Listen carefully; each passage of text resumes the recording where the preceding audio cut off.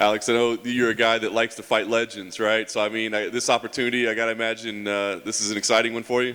Yeah, so they announced the fight around 3 months ago, if I'm not mistaken, and as soon as I saw it matched up, I actually called my coach and told him that if either guy pulls off, I'd be willing to take the fight.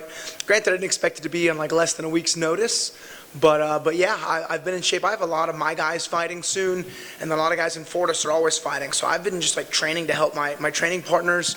At my gym, we had a local grappling tournament last Saturday, and we had 80 competitors, 80 out of my own gym. 50 of them were kids, but still a lot of adults. So we've been training our butts off, and my weight's been low, and conditioning's been super good. So it was an easy fight to take. That's awesome. How did it all come together? I mean, did the fact that you had volunteered for it 3 months out assist in getting it done? Not really. So it's funny, when I fought Pettis, that was another short notice one, but that week, the Saturday that I was fighting him, was our move out date. I had started training at a gym, Gracie Bartha Woodlands, when I was like 16 or 17 years old, and started there as a white belt and just like stayed the course and became like a black belt, became an instructor, then became the owner. And we had finally outgrown that location. It had been flooded twice. Like, we were ready to get out of there. So my awesome genius mogul brother, who has been doing very well for himself, started to make some money with his internet and tech work, started buying a lot of land, and he built a big building. So we had moved our gym to a much bigger super facility that is already too filled up.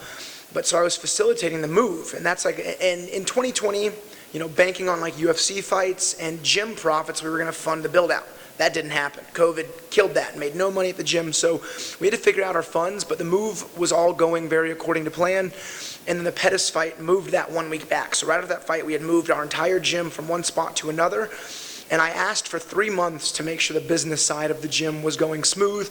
January was great. February was a banger. And then every month, it's just getting busier and busier. So I knew in Q1 I wouldn't be fighting. But with teaching and training, I was in good shape, and I was like hoping to fight in Q2. So like May, June, July, I wanted to be in shape going into fight camp, and that worked out so well. And just the timing was really good. We've achieved so much this year already from like a business side. And then thankfully after February, once everything was going smooth, I started like really cross-training a lot and making my trips back up to Fortis, especially with Jeff Neal and Carlos Diego Fiera being on the card. I started to make the trip up to Dallas just to train with the boys. We have one of our guys, another one of Coach Safe's students, not in the UFC yet, Cameron Graves. He's fighting on that Fury show the day after the UFC Houston card, and Dana White's going to be there, and it's a title fight. So we've been getting him ready for 5-5s. So I've been doing 5-5s with him for weeks now, and conditioning was good, weight was low, and the opportunity really presented itself. That's awesome. With that said, I mean, let's say this was like, hey, Alex, we want you to fight this newcomer that's coming in. He's making his debut, but we got to fight for you. I mean, would you still fight? I mean, because you want to fight, or is it the opportunity to face Cowboy? Yeah, that's very situationally based. It really depends on who, just making sure the risk is worth the reward. And in this case, like, the risk is certainly worth the reward. But, Cerrone's, maybe other than Conor McGregor, the most well-known fighter on planet Earth. He's fought the best. He's beat him. He's lost to him. He's always a guy I always enjoyed watching. And it's just cool. This is such an opportunity, like, for my career, for where I'm at now. Fighting these vets is awesome, especially while they're still in the mix. And now, as a UFC fan, I thought his fight against Sanchez was the perfect going out fight for both of them. I was kind of, it's kind of sad to see that drop off, especially with what happened with Diego. Like, I've always liked Diego a lot, and as long as martial arts has been around, there have been seedy coaches who kind of fake their way into spots, and I always built up such a resume for myself so my students know that everything I teach them is legitimate. Like, I've been through the fire, I've competed at every level in pretty much every martial arts aspect. I've had pro boxing matches, pro kickboxing matches, submission-only black belt matches, and a bunch of MMA fights. And I just want my students and the fans to know that I've been there. I know what I'm talking about. And if there's anything I can talk about, it's MMA. And anytime I see, especially locally, there's a lot of gyms in the area, I'll really question the coaches and kind of put some pressure on them to see how legitimate they are. And I know that a lot of guys around town don't like that, but I mean, that's tough. You're only as good as your resume states. So yeah, this was a cool fight, and I don't think it's ideal for Cerrone, but But whatever, I know he's game, and I know he was motivated. Like, one thing, when I was talking to Coach Safe about this fight, he was like, Cerrone knew he could beat Sanchez. Going into this fight camp, he was pumped. I watched some of the training videos of his, and I know he's going to be coming in good shape. And I expect this fight to be a bit of a dog fight. It's going to be a fun one. I was going to ask you because, I mean, I know what a fan you are of the sport and how much you follow it. I mean, Cowboy has had the losses, right? But it also feels like he's in one of those back against the wall kind of situations right now, right? Where he wants to prove the world. So what kind of a Cowboy are you expecting to come in there? You know, every time I fight, when I was a regional pro, I would get these matchups and I would always envision my opponents to be like way bigger and stronger and better than they were. So I got my coach behind me, or in front of me here. One time we fought a guy named Everett. He was really tall and really big for a welterweight. He actually ended up, did he bust weight, Coach? I don't think so. He took some time. We all had to wait like an extra hour at weigh-ins because he was cutting weight. And I remember I did the face-off and I was like, Coach, he's smaller than I thought. And Matt was like, dude, he's pretty big. I was like, yeah, but he's smaller than I thought he'd be.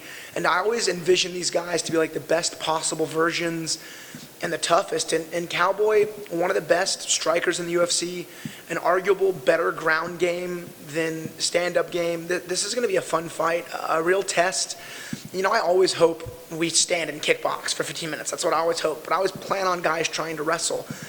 And I know he was training for Diego, who's a southpaw wrestler. And anytime I would fight a wrestler, there's a lot of anti-wrestling, so a lot of wrestling naturally. And then he had asked to fight Emil Meek, if I'm not mistaken. I saw a text that I don't know how legitimate it was on Reddit. But if you're asking to fight Emil Meek, that's a guy who's been held down before too. So I think Cerrone may try to wrestle a bunch, but again, prepping for this tournament and just doing the 3 months of like jiu-jitsu, gym business, I've been grappling so much and thankfully been really sharp in my striking doing all the MMA work. So I'm ready to grapple hard, to fight hard. I mean, like any fight, I expect this to go everywhere. Yeah. Last thing for me, I would ask kind of, this would be a huge win for you, right? I mean, a big moment in your career, a big name, but you're one of the most realistic guys I've ever heard. You know, said, I don't know if I'm going to be champ or anything, but I'm going to go out there and we're going to have fun. So what would you do after this? Would you, go back into the school and wait for another legend to come around, or do you start calling out names? What's the plan after a win like this? You know what? I'm not too sure. I also stopped, like when I had the Pettis fight, I was like, what am I going to fight next? And I just stopped worrying about that now. I don't know. It was funny, after March, I was checking my email 3-4 times a day, waiting for Sean Shelby to have a name and a date. And I just never would have predicted this on, 5 days' notice. That was cool. But I don't know. I'll fight the newcomers. I know there was a lot of COVID signees, and if UFC wants to hike some of those guys out, I'll certainly beat them up. The vets are fun to fight. Like those mid-level guys, they'll be in the UFC for a long time like myself. I can fight them later, so while the vets are in, I enjoy fighting the vets. Just as a fight fan and just as a martial artist, I think it's a cool test. Just going off. Go on after you. Thanks. In a previous interview, you mentioned that a win over Cowboy would be bittersweet. I was wondering if you could elaborate on that a little bit. Yeah, being just a fan of the UFC, guys like Robbie, like Diego Sanchez, like Cerrone, you want to see them retire on a high note. I'm certain, I'm realistic about when I would retire. And like I told my coach, there's 2 aspects that are going to allow me to retire. 1 is if I start taking excessive damage to my head, I'm out. And then 2, if I don't enjoy training in the fight camps, I'm going to stop. And that's one thing. Every fight camp, and I've had 40 of them, I've enjoyed more than the next. So that's not slowing down. But, you want to see a guy like Cerrone go out on a high note. There's only one exception to that, and that's if he fights a teammate or myself. And I'm not trying to kill him on Saturday. He can have a retirement fight after that if he wants. But that's the bittersweet kind of aspect to it. You got to pay respects to these guys, but not if you're fighting.